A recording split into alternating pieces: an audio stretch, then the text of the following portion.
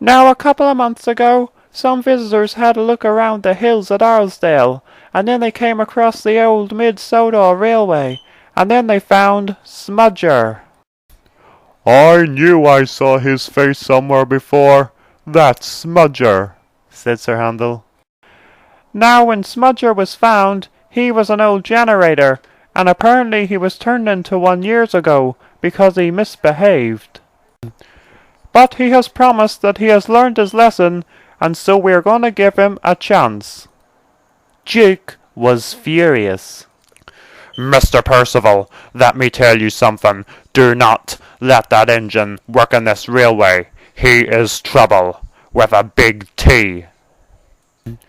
Well, Duke, people and engines can change, you know, and maybe Smudger being turned into a generator has made him learn his lesson. Oh yes, I have learned my lesson all right. It is an honor to be a steam engine again. I am basically a born-again engine, said Smudger. The world seems a lot better now, compared to the way it used to be. Apparently back in our day is now called the olden days. Well, Smudger, just so you know, I am gonna be watching you, and if there's 1 ounce of trouble, you will be off this railway quicker than you've got on it, said Duke crossly.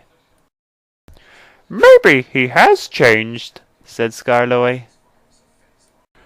Yeah, Grandpuff, I mean many years of hard work at the quarry changed me, said Sir Handel.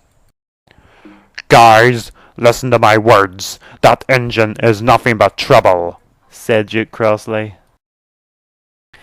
Duncan was delighted. So that's what Lusty's been doing all this time. He's been looking after Smudger at the works, and that's what he was talking about Mid-Sodor. But the next day, Smudger went back to his old self. Sir Handel and Peter Sam had left some coaches in the carriage shed, and they stopped to have a word with Madge. Just then, Smudger pulled up. Hello, Smudger, said Peter Sam. You know, you two Mid-Sodor engines don't know how lucky yous are. I mean, if I would have been around when the railway shut down, yous would have been shut in the shed with Duke as well. 'Cause they wouldn't have looked at yous two twice when they saw me. Sir Handel and Peter Sam were cross. You haven't changed at all, said Sir Handel. I was looking forward to another Mid-Sodor engine on this railway too, said Peter Sam. I can't believe that's that helpless little machine that was lost in the mountains, said Madge. See you losers.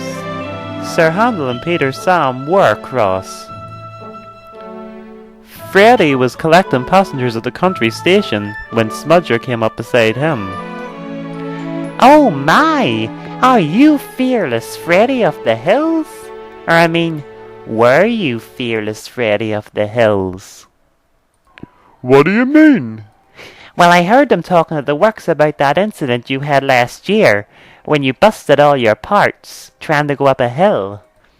And apparently you cost the railway a lot of money. Money doesn't grow on trees, you know, Freddy. The railway only wanted to pay for me to get fixed, because they think I'm special, said Freddy. What? You special? You should give up and be preserved before it's too late, said Smudger. Freddy was very hurt. Skarloey and Reness had just got oiled in the sheds, and they were ready for their next train. Then Smudger arrived. What's this? Resting in the sheds in the middle of the afternoon? This is my first day on this railway, and I'll tell you something now. I'm not one bit impressed. First off, we were not resting in the shed. We were getting oiled up for our next train. Chick was right about you, said Skarloey. Isn't Dukey always right? Said Smudger. Sorry for disturbing your afternoon nap. I will go now, he said. Then Rusty went to tell the little main engine. Oh no, I don't think I ever want to get repaired now. Then Smudger met Gordon. What are you doing here? Sir Handel's coming up here with the passengers, and you're on the same track. Move now, said Gordon. Excuse me, but who are you? Said Smudger. I am Gordon, the fastest engine on Sodor, and I always pull the express. Really? Said Smudger. Yes, really, Said Gordon. No offense, Gordon, but you look too big and too heavy to be fast. Gordon was furious. Now you must excuse me. We don't want to keep the passengers waiting, do we? Then Smudger met Duncan. Excuse me, Duncan, but can I ask you something? What did you want? Said Duncan.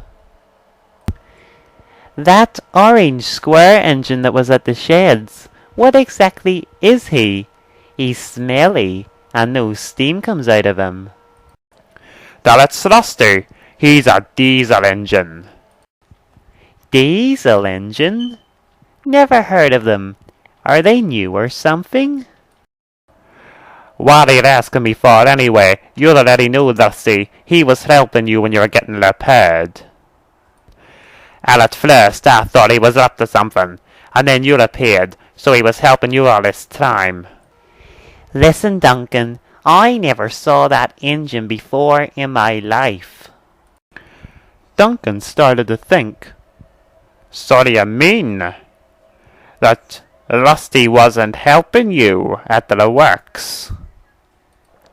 If he wasn't helping you, then that means that he's still.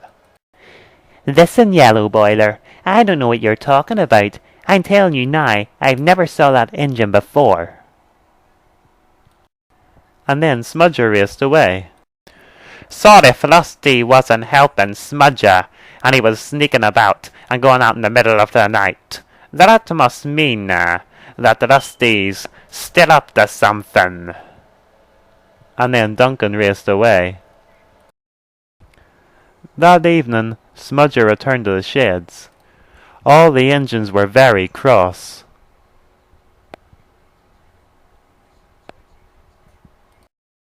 What's wrong with you guys? Why all the grumpy faces?